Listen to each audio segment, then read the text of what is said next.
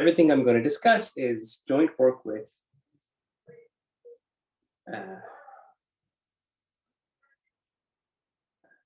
Natalie Paquette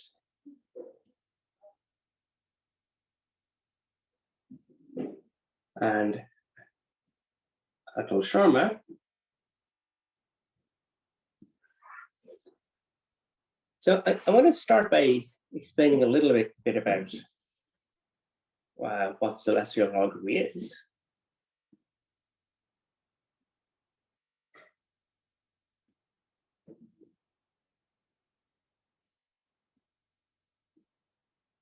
So it's the following.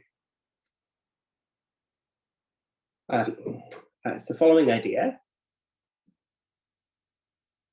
I'm going to explain an example of it today. That some 4D CFTs on flat space,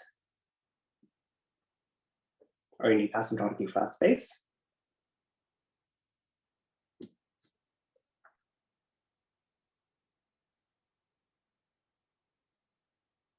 are going to correspond to a 2D CFT.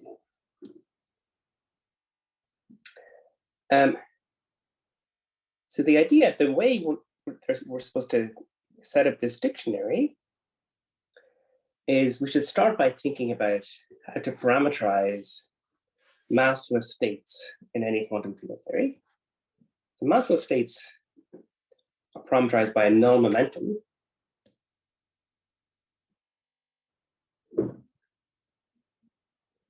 So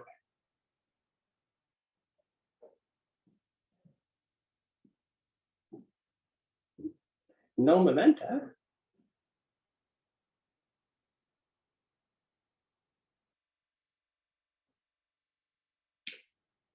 I'm going to take them to be complex momenta. They can always be built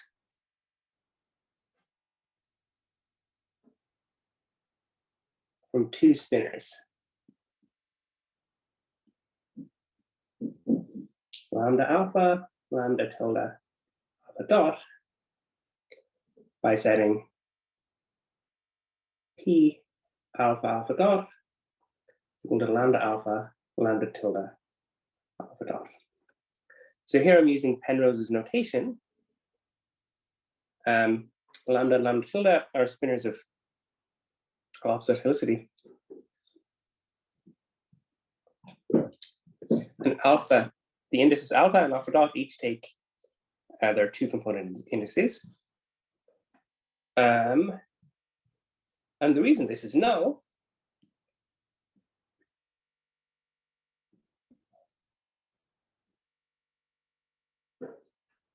for a very simple reason, P dot B is epsilon alpha beta, lambda alpha lambda beta, epsilon alpha dot beta dot, lambda tilde, alpha dot lambda tilde beta dot. So this is obviously zero because the epsilons are antisymmetric and the two lambdas are the same tensor. Okay, so what does this have to do with CFT?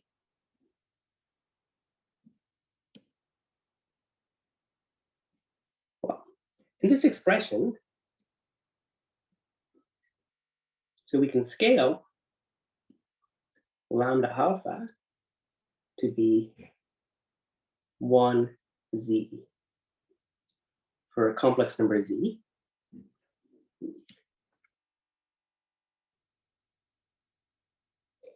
So here's the main idea.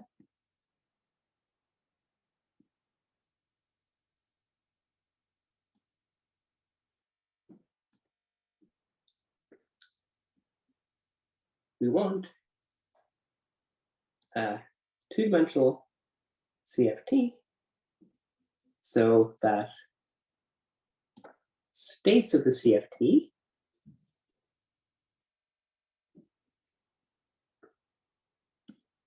placed at this point are going to correspond to states of 4D quantum field theory with momentum parameterized by lambda equals 1 comma z and arbitrary lambda tilde.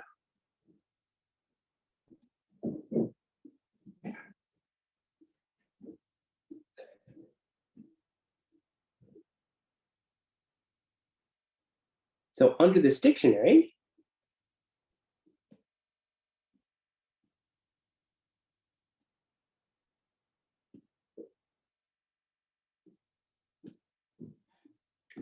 so we can hope that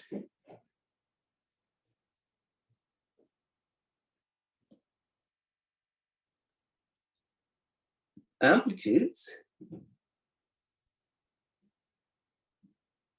of the four-dimensional quantum field theory are equal to correlators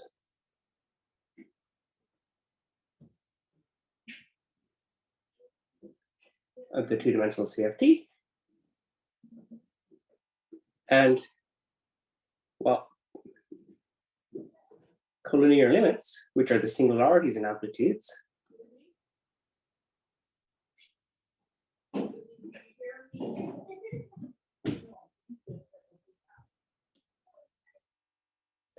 are the OBEs.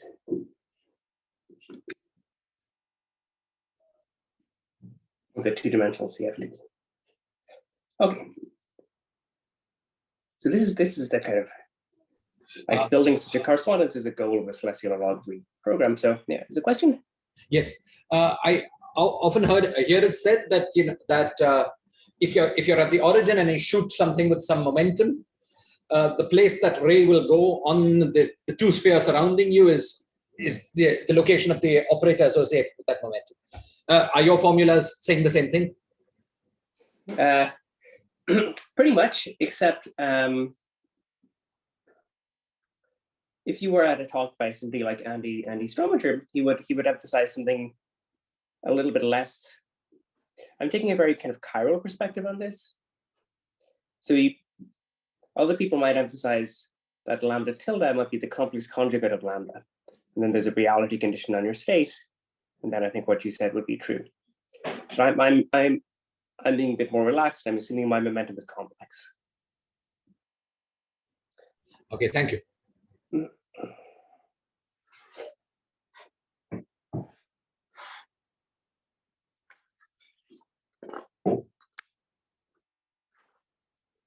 I have a question. Yeah. So this 2D CFT would correspond to the Z coordinate, but what about the lambda tilde? I mean, how are you going to incorporate that into the things? Right. So what will happen is, like in the examples, the 2D CFT has it's you know, it has very many states.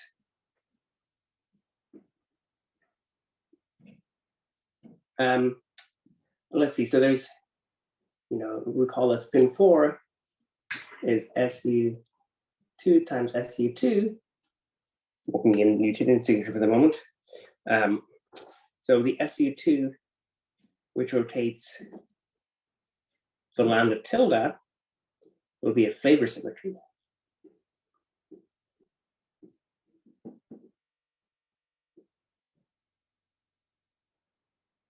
Of the 2D CFT. So my take on this construction, I'm breaking parity invariance, and I want to build a chiral CFT just from the lambdas, and the lambda tildes will just be, I'll have lots of states which we expand in series in the lambda tildes. I think it'll become clear when we get to some examples. Okay. Okay.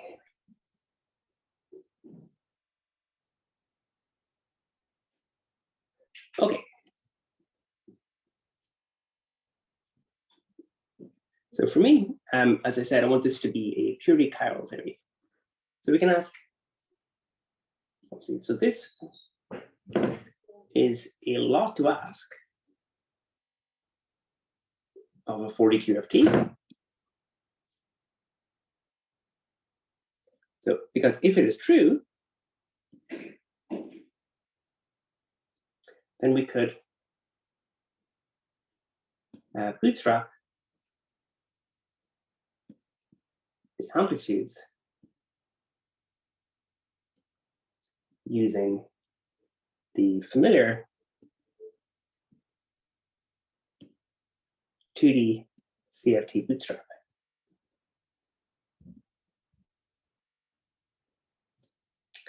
So for me, having a chiral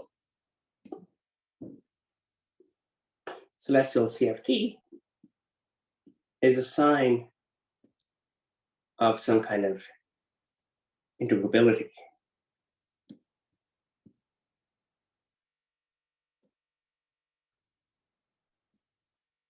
Go to 40 theory. So we can ask, when does this happen?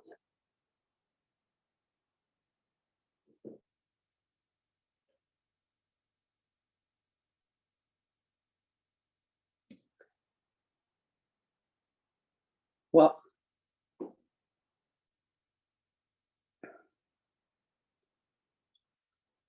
let's give some things, cases of what it does and what it doesn't. QCD, obviously no, because it's not chiral.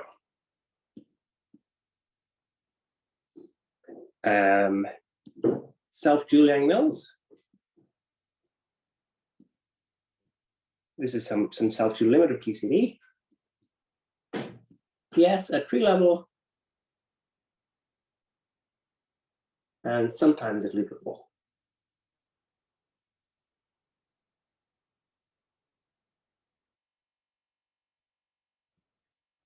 But today, the example I want to focus on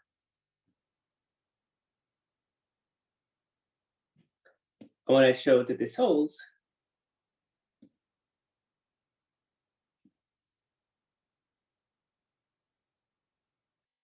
for a version of the nonlinear sigma model.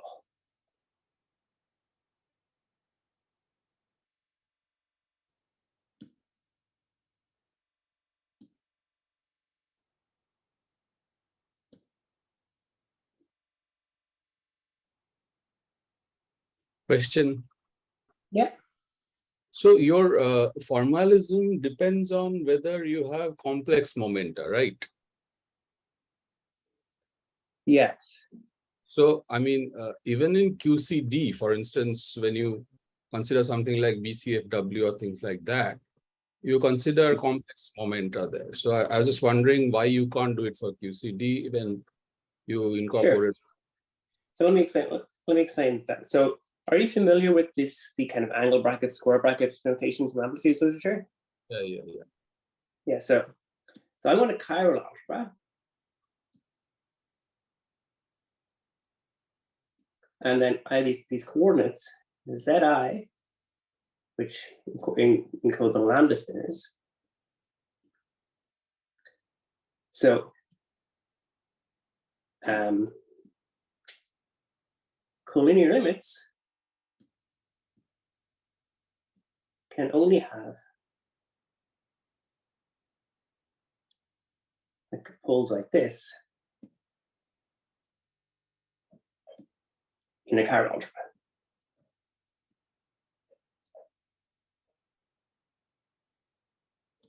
But you can't have poles like this. So in QCD,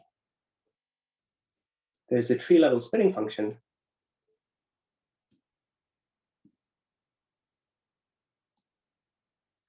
I can go plus plus to plus is 1 over ij. That's good. But minus minus goes to minus goes like this. That's bad. And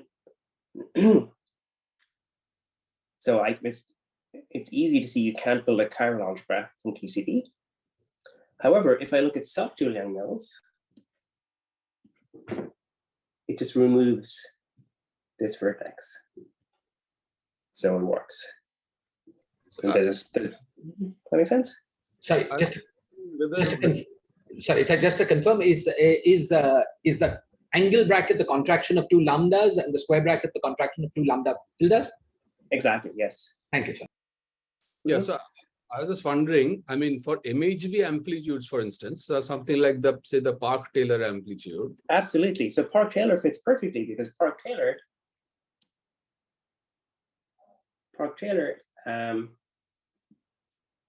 you can think of this as a form factor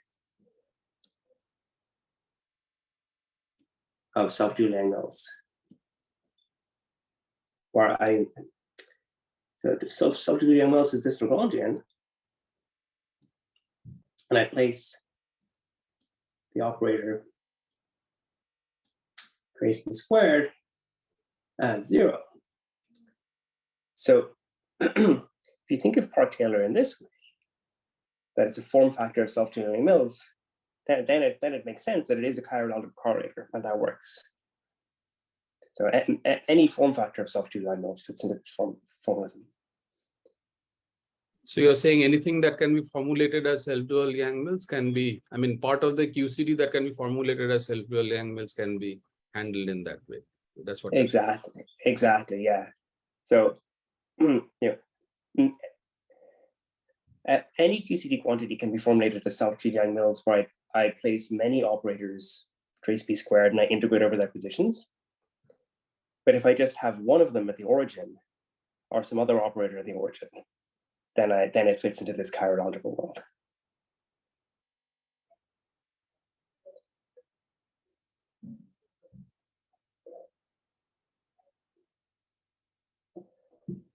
Yeah, so this wasn't the direction I wanted to go in, but there's this fun game where you can really calculate certain amplitudes of QCD at low loop number as chiral algebra correlators, and it really works. You get the right answers.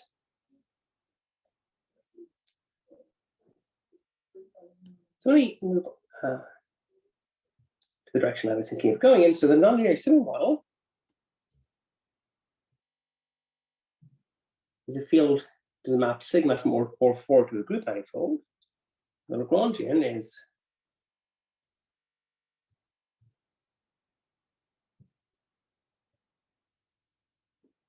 like this. And as I'm sure everybody knows, this appears in the chiral perturbation theory approach to QCD with G flavor symmetry. Sorry, Kevin, before you go ahead with the example, can I ask you a question about symmetry structure? Yeah. What is the consequence of the translational symmetry on this structure?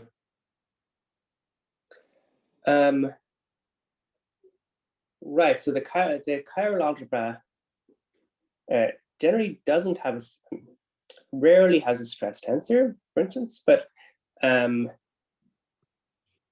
mean, the chiral algebra just has a symmetry corresponding to translation. And its action, I mean, how does it act on? Okay, maybe I should, I mean, would you guys prefer if I give you a talk about the Yang-Mills case? Any case, so. Yeah, I'm asking because in the version that Strominger and friends and others work on, the translational symmetry seems to give rise to properties that are not found in vanilla CFTs, right? Such as the 4-point function having support only on a certain slice of the cross ratios and such. So I was wondering if the translational symmetry would induce any pathologies or some other novel properties. of this chiral Right. Let's see. So, So if we, I mean, before you go on, I mean, can't you just simply express the momentum as in terms of the z's and the lambda tildes and formulate the translation operator in that way? yeah, you can, exactly. Yeah. So let me say, for example, in the case of Yang-Mills, this is like the tree-level chiral algebra studied by Strominger and friends. The chiral algebra looks like Cass-Moody for, G adjoining two variables. And then the translational symmetries are very simple. They're just differentiate with respect to these variables, and Z times differentiate with respect to those variables. These are the 4 translation symmetries. So they don't, I wouldn't say they lead to anything pathological. It's a perfectly nice chiral algebra. I wouldn't really call it a CFT though in this case, because it doesn't have a stress tensor. For example, if my group was abelian, it's a chiral algebra which is where all of the OPEs are non-singular. So that's very far from being anything like a real CFT. Okay. So can I think of this as some sort of a global symmetry of the chiral algebra, but the one that is non-compact? Exactly. Yes. Absolutely right. And in your normal unitary CFT world, that maybe doesn't happen very much, but because this is very far from that, all of the states are of negative spin, for instance, most of them. It's not so unusual. Okay. And this has to be a feature in general, right? For all the things, for all the Lorentz invariant, Poincare invariant theories.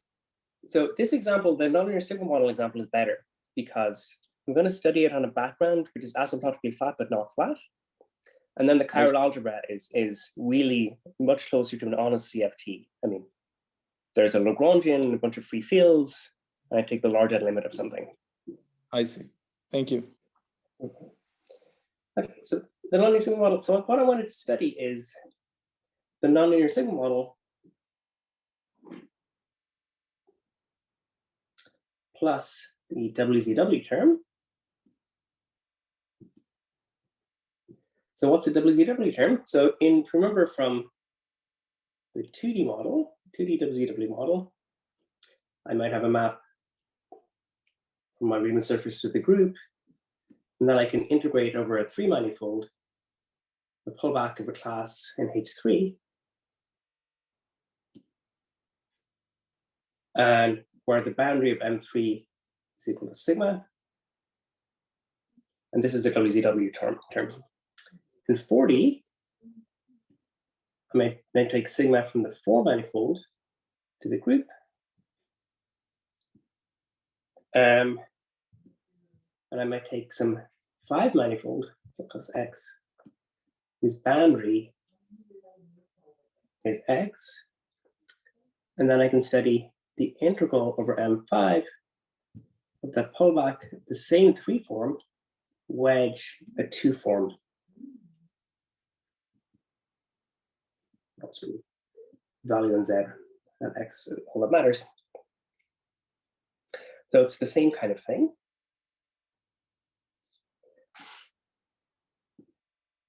So what's the meaning of this? Well, the class in H3 of the group gives a current in the nonlinear sigma model. This current is Baryon number.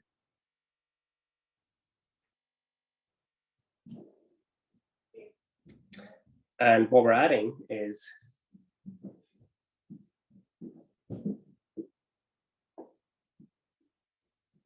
the nonlinear sigma model plus a background gauge field.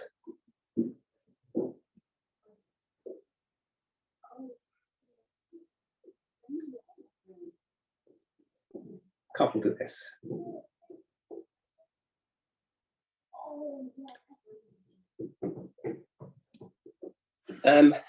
So just like in the two-dimensional case, when I tune the coefficient of the WZW term to be related to the metric, I get a conformal theory. So here, something, well, it's not conformal, but things are very nice in the following case. If my four manifold is Kähler,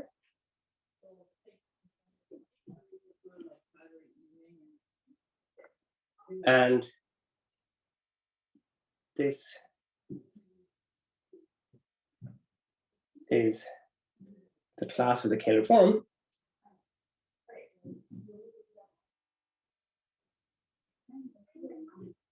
then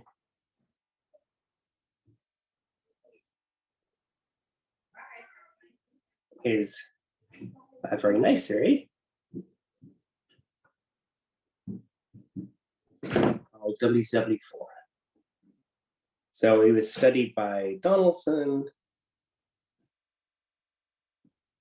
E.P. Nair, and there's this nice paper of Losev, Moore, and Nekrasov.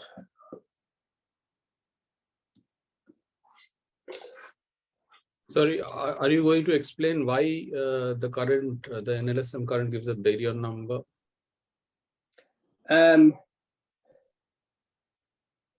No, because I'm not sure I could reproduce the argument for that. It's something that goes back to Skirm's work in the 60s.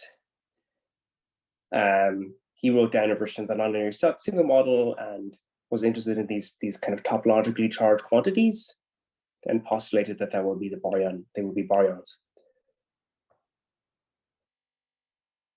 But I have to say I don't remember the argument for that. It's something kind of standard though.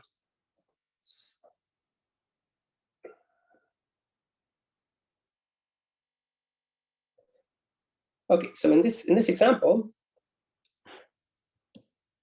why is this example particularly nice? I have a Kähler manifold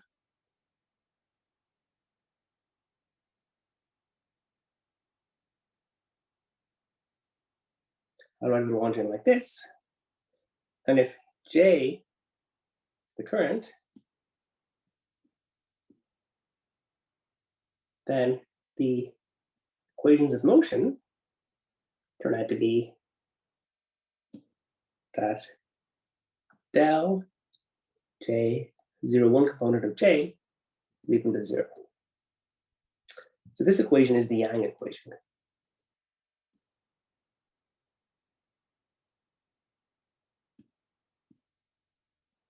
And it implies that if I build a gauge field by setting it to be the 0, 1 component of the current,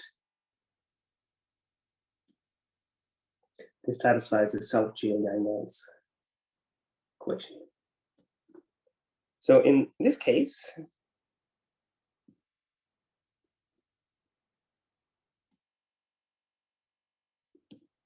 the nonlinear signal model plus the WZW term, or it's called WZW4, is a kind of gauge fixing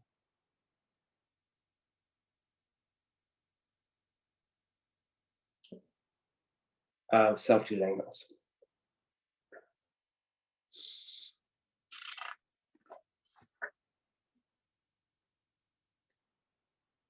Okay, so one thing I didn't emphasize is that just as in the usual WZW model, there is an integrality constraint, where the coefficient of the WZW term has to be integral. Similarly here, it only really works if the Kähler class is an integral cohomology class. And that's going to become important later. Sorry, could you explain why it's a gauge fixed? I mean, why the WZW4 is a... Right, so WZW4 is a theory of a scalar field, sigma, x to g, and it's a So if we set A equals sigma inverse d bar sigma, this is a gauge for A.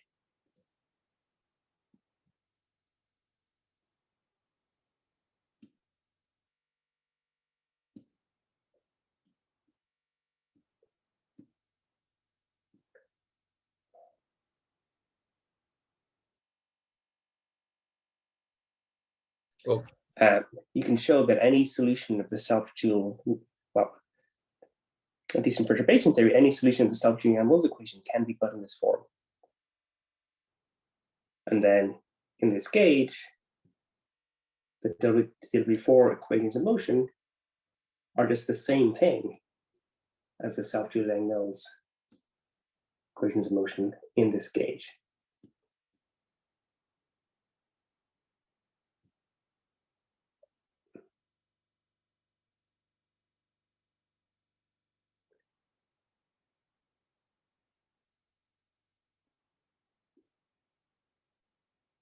Okay, and any other questions?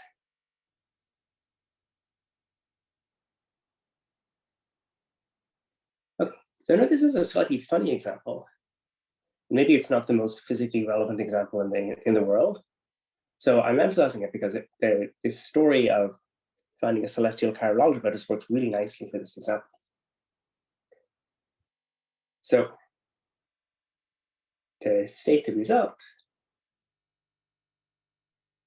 I need to do two more things.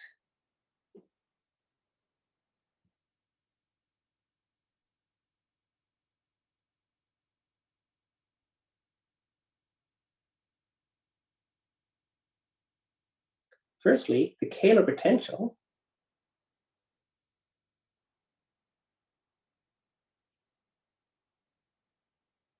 where omega is del bar rho is dynamical.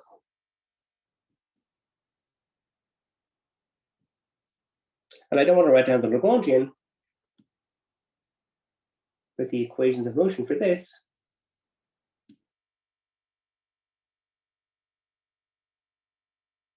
are scalar flat scalar geometries.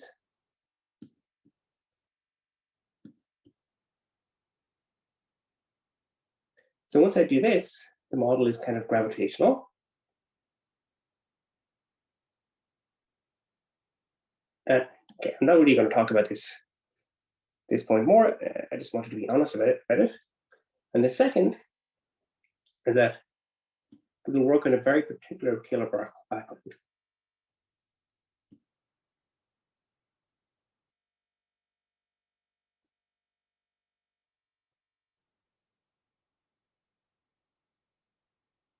Called the Burns metric. What does it look like? It says coordinates ui bar, and Kähler potential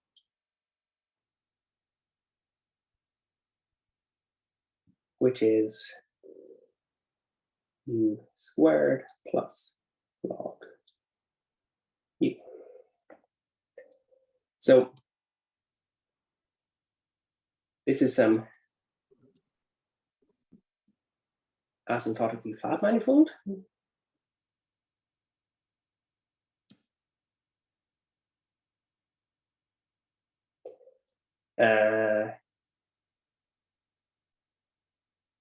This is rho, right?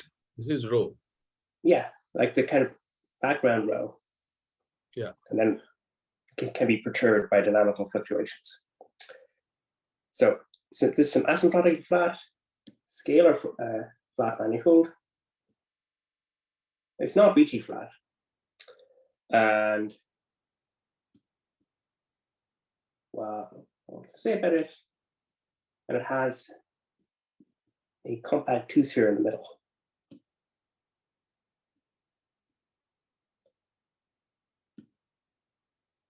So it's conformally equivalent to an open subset of CP2. And topologically, it's a vector bundle over CP1, like a line bundle over CP1. So it looks like something like O1 to CP1, but with some metric. Okay, so then the claim that I kind of state to what extent we have proof of this So is Kevin, that, yeah, just when you say that the metric is dynamical, I mean, you are making it dynamical, right? In the previous problem was just about gauge degrees of freedom. I mean, the Lagrangian, the NLSM and the WZW term. yes, exactly. And now I'm just saying, Let the metric be dynamical also. Yes. Make it. Okay. And like the reason for this is, there's a nice correspondence with the CFT, and in the CFT, there just are states corresponding to the metric. Okay. So the claim is, well, let's consider this WZW4 plus the dynamical metric, as you said.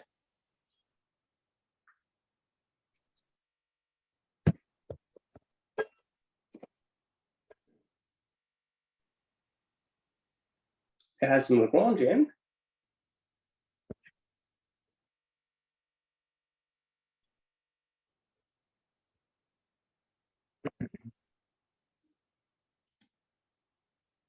It has a Lagrangian, and here, the coupling constant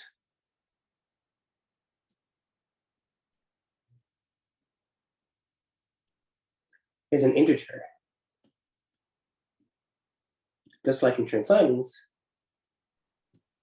and it's obtained by replacing the Kähler form by n times the Kähler form. So the coupling constant just is the volume of the CP1 in the middle of the geometry. And it has to be an integer for the same reason you have integrality constraints in 2D WZW model. So, okay, and I'm calling it n because it will be the n of a CFT. And this is dual to an explicit family of CFTs.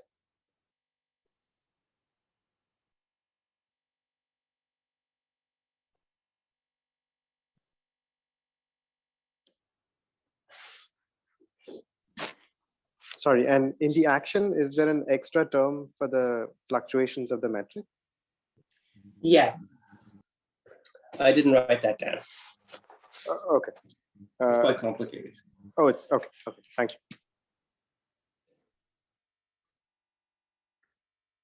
Is there any symmetry principle that determines the action for gravitons?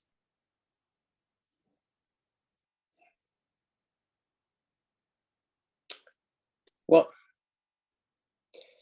I'd say yes.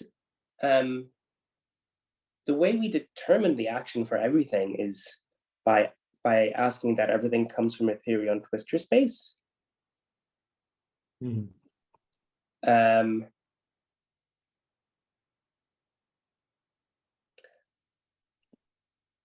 I suspect, but I don't know, that if you just change the action for the gravitons in some random way, then I suspect you won't find a chiral CFT.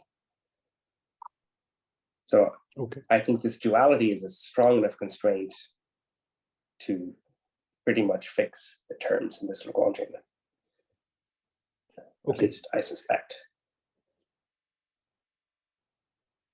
Thanks. The U's are dynamical, right? So the metric automatically becomes dynamical in that sense. I mean, you don't have to write it as some background plus some perturbation. I mean, it's fully dynamical. You're right, but I think I'm doing the kind of not cheap, but I'm kind of doing the same thing people would do in ordinary holography. The metric is dynamical, but you still study it in ADS5 because you can do some computations there, and that's where things start. And maybe there are some other non-perturbative contributions from other geometries, but they're very hard to access. But So, then you would have to change your Kähler potential, I guess. No? Yes. I mean, certainly in this story, small fluctuations of the Kähler potential, that's kind of scattering of gravitons, and that's part of this story. So I want to study this for n really large. So that's a weak coupling. And planar in the CFT. So I'm doing the usual ADS5 times S5 game. In the bulk, there's some gravitational theory with other fields. I'm studying it with coupling and doing scattering processes, and those are going to correspond to CFT correlators. And of course, not perturbatively, all kinds of crazy things can happen, but it's really hard. Sorry, how does ADS5 cross S5 come in? Because I thought you were dealing with a 4-dimensional theory. Oh no, I was making an analogy, like Okay. Like you were saying, I should be, the geometry should be dynamical because the Taylor potential is dynamical. And that's true, but I'm studying it in perturbation theory around a particular background. Oh. Because that's what's achievable. Okay, so what's the CFT?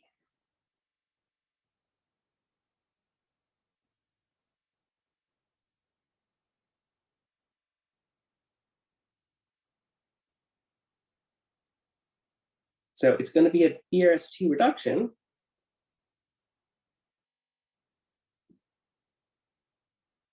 of some free fields, which I'll explain, by the group SPN. And it's the same N. So it's kind of like a gauge theory with SPN gauge group. The free fields, well, there's I, say I or,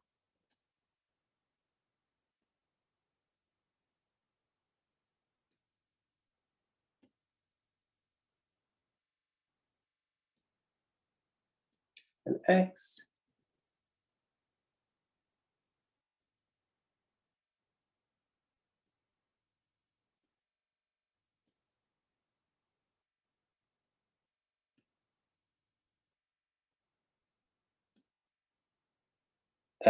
so there's 8 copies of the fundamental representation and one field, two fields each in the exterior square of the fundamental representation, the trace-free exterior square. And these are just some systems of symplectic bosons.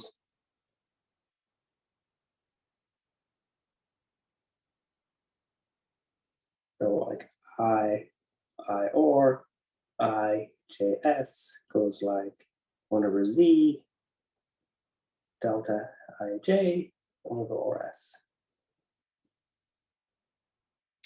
And similarly, X, Y goes like 1 over Z epsilon. This is extremely simple. And I forgot to mention that this only works for my group to being SO8.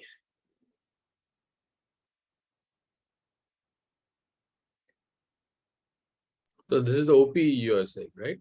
Yeah, then I'm writing the OPE, this chiral algebra, and it's just some extremely simple thing. It's just a bunch of free fields, and I do the BRST reduction.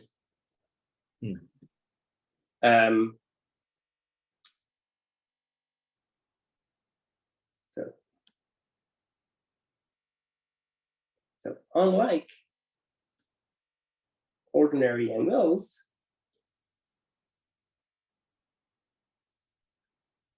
this theory, like unlike the chiral algebra for ordinary Yang-Mills, there's a celestial chiral algebra with a stress tensor.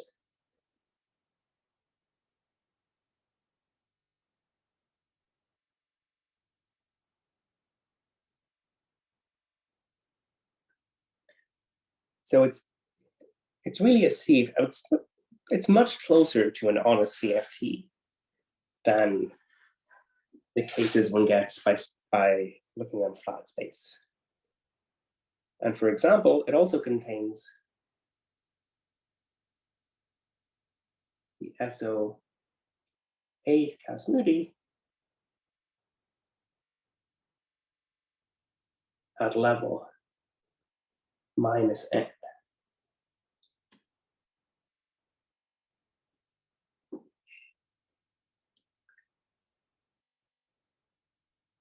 Okay.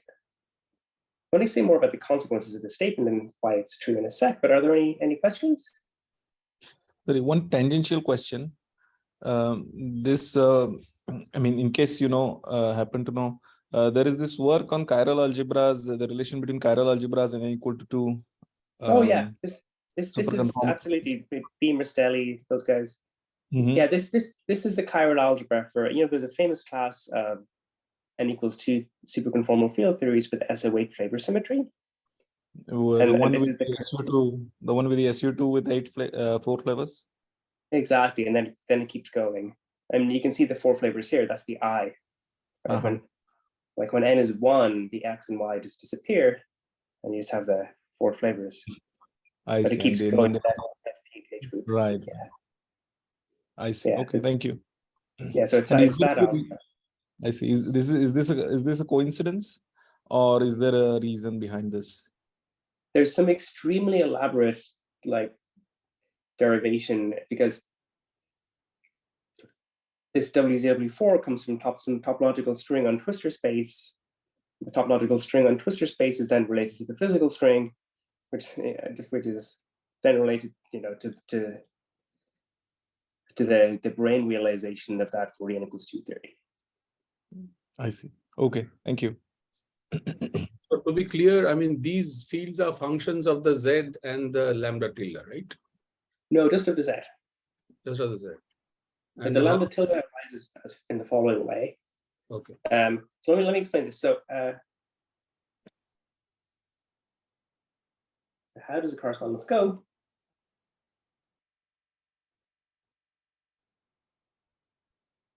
So I have a field phi. I'm going to work in perturbation theory. So it goes from my 4 manifold. My 4 manifold is basically it's asymptotically O4 to SO8. So it's basically, you know, scalar fields valued in SO8.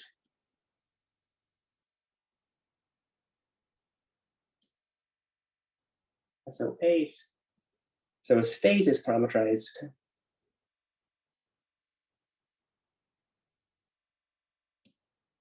by lambda and lambda tilde and some element of SO8. So that state goes to the generating function.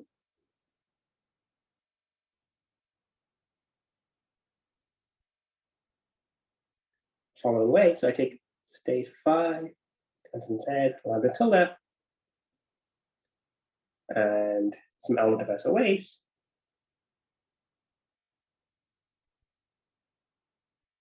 Some tilde 1 to n, lambda tilde 2 to the m, I, x, n, y, the m, I, j. I think this is factorials. So in this expression, all SPN indices have been contracted. So it's a gauge invariant quantity.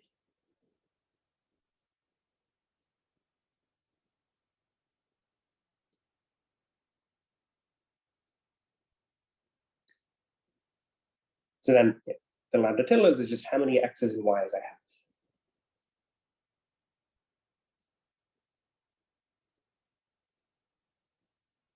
But in general, you could have more complicated tensor representations of SO8 instead of just the Just adjoint. the adjoint.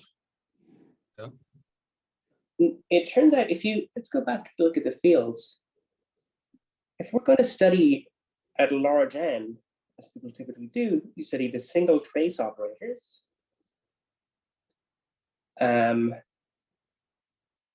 only thing that appears is the adjoint of SON, because the single trace operators either I have just traces of products of X and Y. That's not going to have any SO8. Or I could have a string going I, bunch of X's and Y's, I.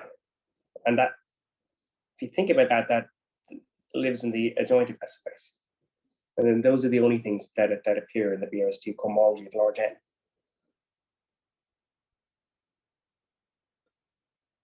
So the other one, like the graviton, rho, or the Kähler potential, this is going to be corresponds to traces, things like that. Okay. Sorry, Kevin, just Yeah. one question. Going back to this comment about this chiral algebra corresponding to n equal to 2. So if one has some sort of a duality of the parent 4D theory with some ADS5 gravity, and you do a particular twist in the 4D theory, if you follow that twist into the bulk, would you get this theory in some sense? And if Yes, so, you would. is there a machine that would do this in general? Well, there's some steps. I mean,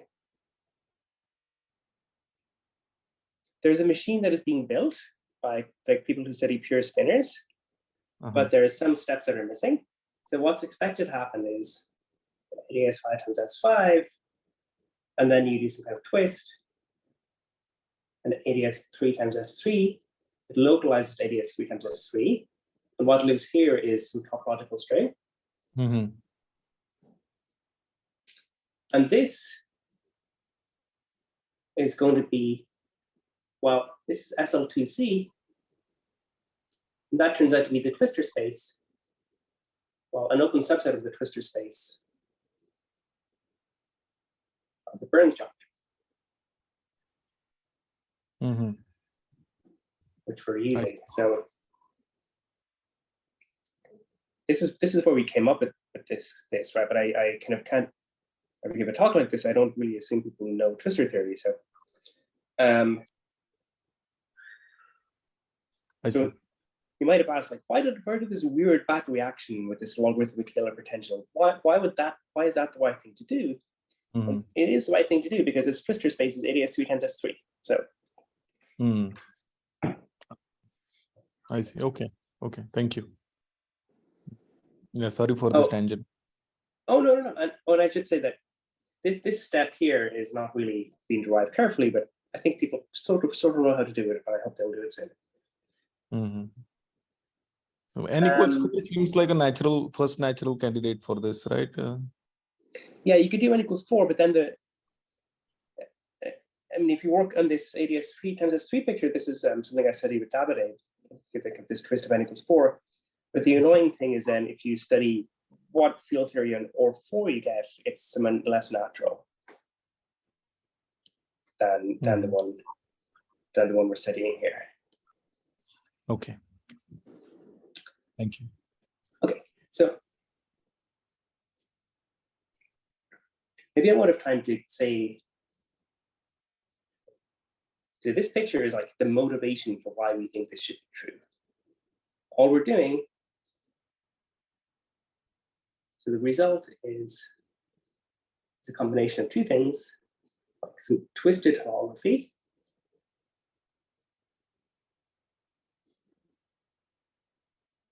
and the Penrose transform.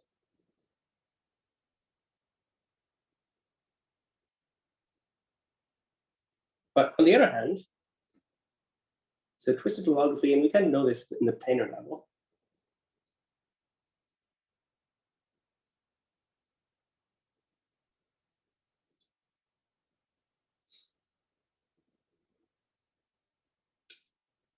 So on the other hand, you might want to say, what does this say concretely about? You have some theory on this funny geometry. What does it say?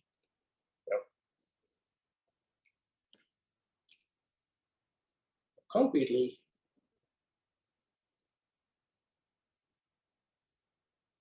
on this Burns geometry, what this says is that scattering amplitudes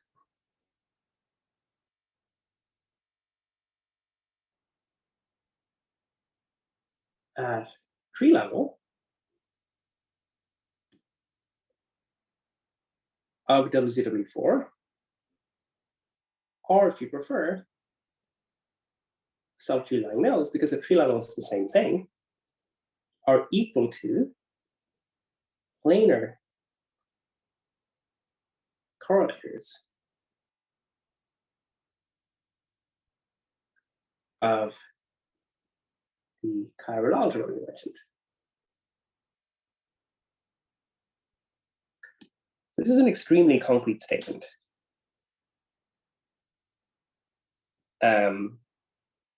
You could sit down, with very old school mathematical physics techniques and compute the Green's function on this geometry and play around with it with your Feynman diagrams and miraculously find correlators of this chiral algebra. So we can ask, can we check this? And it's super fun if you like this kind of thing.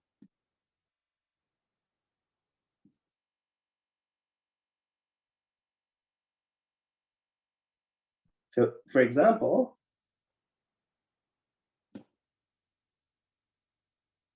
we should be able to compute the holographic 2-point function.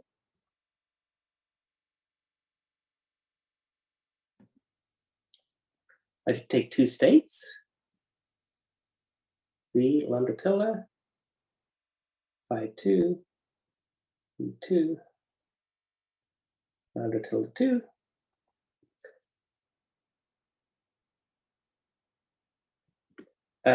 There's an explicit formula for these states. It's in a paper from the 1970s by Gibbons and Hawking.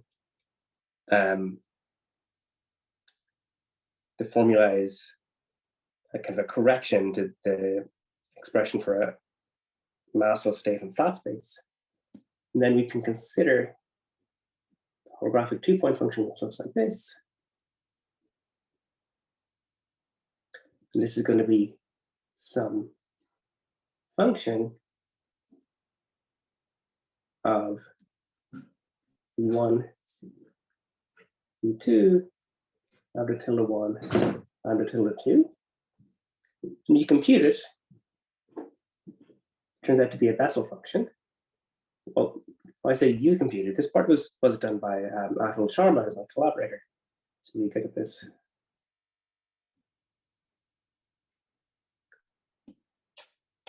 On the CFT side,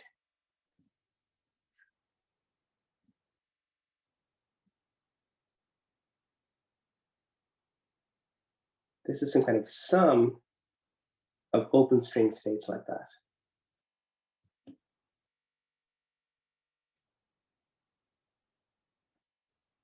And then the 2-point function, it's a purely combinatorial thing.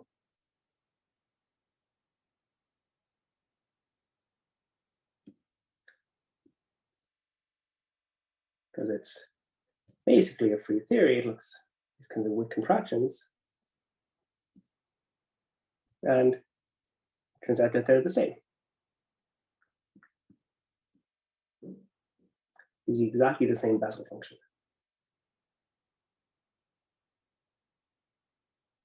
Question. Uh-huh. So when you're integrating over M4, do you mean that you're integrating over the entire space, or do you have some boundary conditions?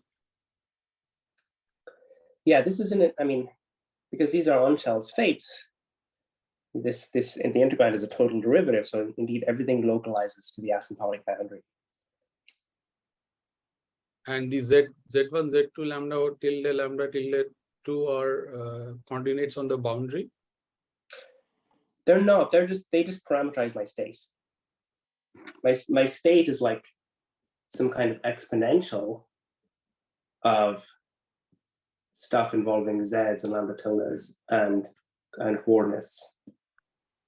Like on flat space, Z and lambda tilde, they just parameterize my momentum. My state is just e to the I p dot x. I see. Now, it was the coordinates, and you're saying that it's finally dependent on the momentum. Yeah, exactly. Exactly. Now, of course, on this curve space, the expression is more complicated, but there's some kind of trigonometric stuff here. I forget it. But anyway, so you can do similar games with like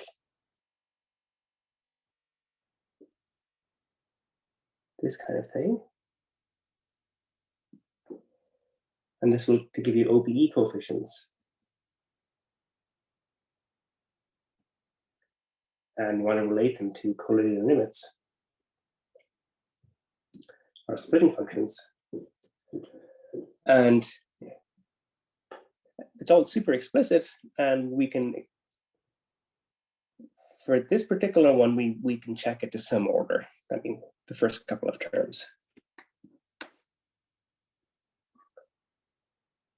So maybe I should stop there. So in some, it's this nice correspondence between some explicit CFTs and some scattering processes that's some asymptotically flat manifold.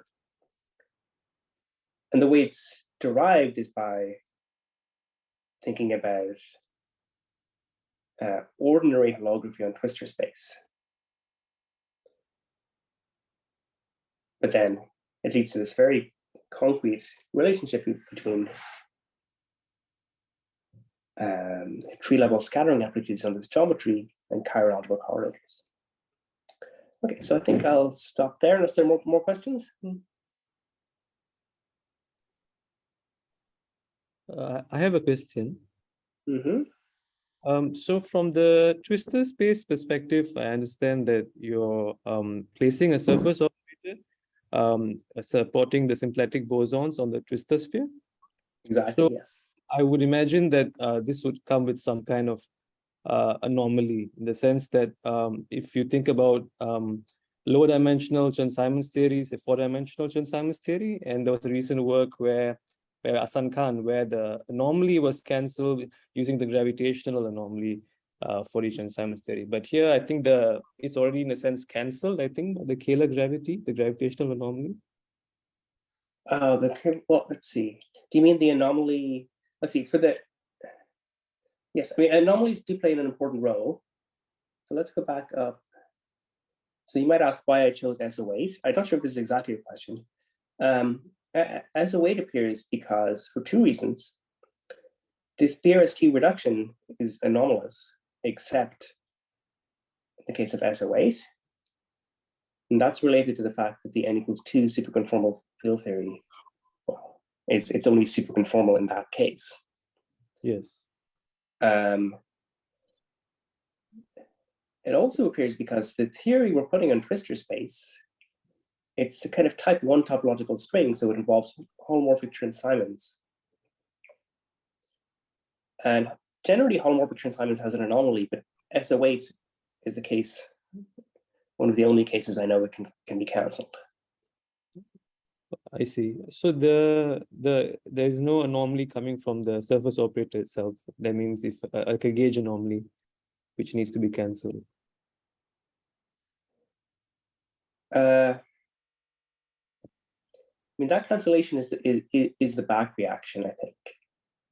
Ah, I see. That gives the Burns geometry. Is that correct? Exactly. And this is kind of generally true in kind of twisted holography contexts. You see, if you see the SO8 currents in this model have some level, and the presence of a level would lead to some failure of gauge invariance in the coupled system, but that's cancelled by introducing a back reaction. The back reaction has some singularities on the brane, so the back reaction is also not gauge invariant. I and see. those can cancel. I see. All right. Thank you so much. Mm-hmm. Kevin, one question. So presumably CF well defined for any value of n, right? The CFT here, yes. Yes. So so is there any attempt towards matching non-perturbative quantities? I mean, some quantities that would require identifying different bulk geometries and trying to match the subleading terms also, exponentially subleading terms. No, that's a really, really interesting direction. All right. And I thought, I mean, it seems because the CFT is defined for any value of n, you think, okay, now we have a non-perturbative answer for 4D theory is. But I don't know what to do with that.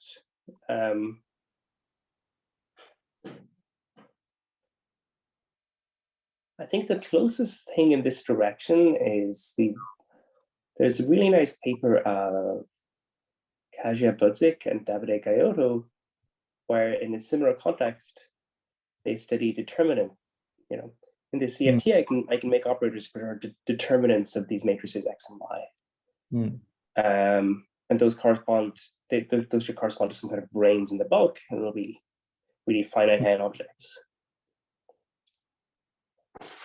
So,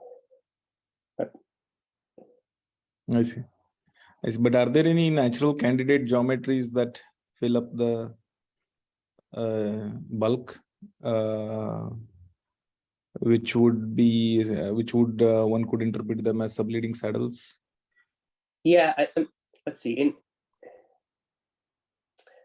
I think this is a direction that Davide was thinking about. So what he wanted to do was you take this CFT, and instead of here I'm putting it on CP1 with some boundary conditions, but he wanted to put it on the torus. And then in that case, instead of having like ADS 3 times S3, your bulk geometry would be something filling in the torus. And there's many ways to do that. I see. Yeah, I was just wondering because there is such a nice, it's solvable model that comes out on the boundaries. So, it would be nice if one learns more about ADS CFT correspondence itself. No, absolutely. I think that's exactly what Davide wanted to do. I see. Yeah, I think let's see.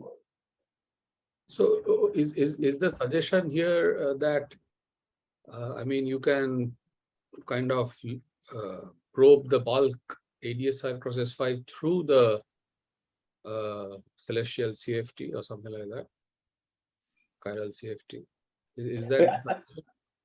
I would like to hope so. Because certainly we can say.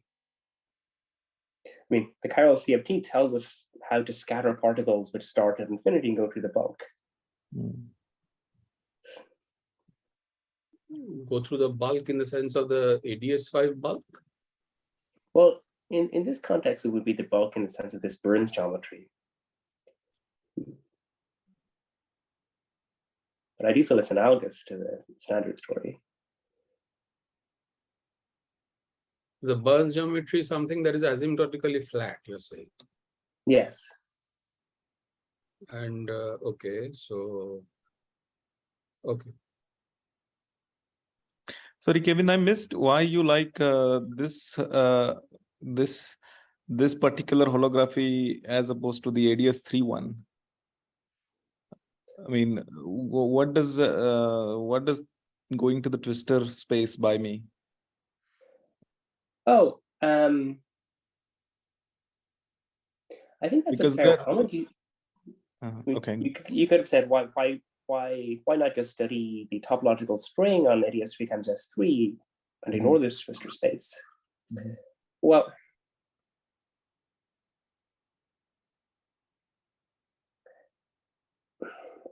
I think the hope, because my hope in this story is, suppose it wasn't this weird theory, this WZW4. If I did other related examples, the holographic correspondence is not so nice, but it's connected to self-Julian Mills. And that's something you might actually care about. I see. Because it tells you a little bit about QCD. Right. I see. Yeah. So on that side and hoping to learn about that side is one direction. Exactly. And even the WZW4 model, it's a bit strange, but we want to think of it as analogous to the story where people study integrability in 2 dimensions. It's an unusual 4D theory, but I want to think that this suggests some integrable features and will help us understand it. I see. Okay. Yeah, thank you. So what is the connection between this Burns geometry and the ADS3 cross S3? Yeah, so I think I briefly mentioned that, but skipped over this point. So the story is twister space. to the cartoon. And if I back react, a brain that lives on CP1, we're going to find something which looks like it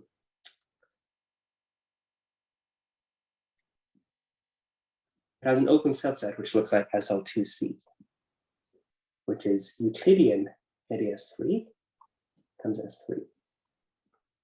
So it turns out, so Burns manifold is self-dual. Any scalar fact-scalar manifold is self-dual. So its twistor space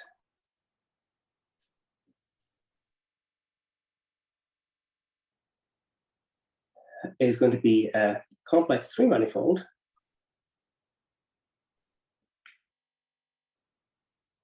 plus a meromorphic volume form. This is a general thing.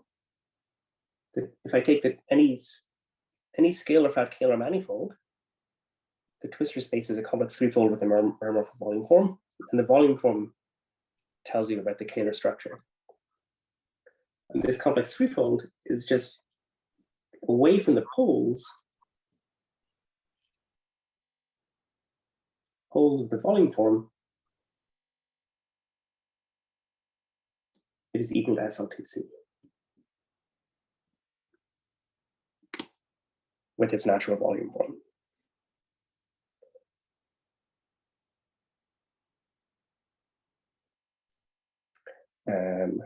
Yeah, so the Penrose correspondence says geometric things about the Burns space or solutions of field equations on Burns space are going to be related to stuff on ADS3 times S3.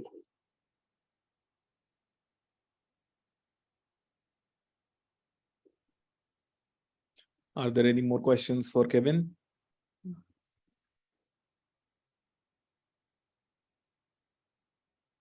Okay, if not, let's thank Kevin for a wonderful and very exciting talk. Thank you very much, Andrew. Thank you. Thanks a lot, Kevin.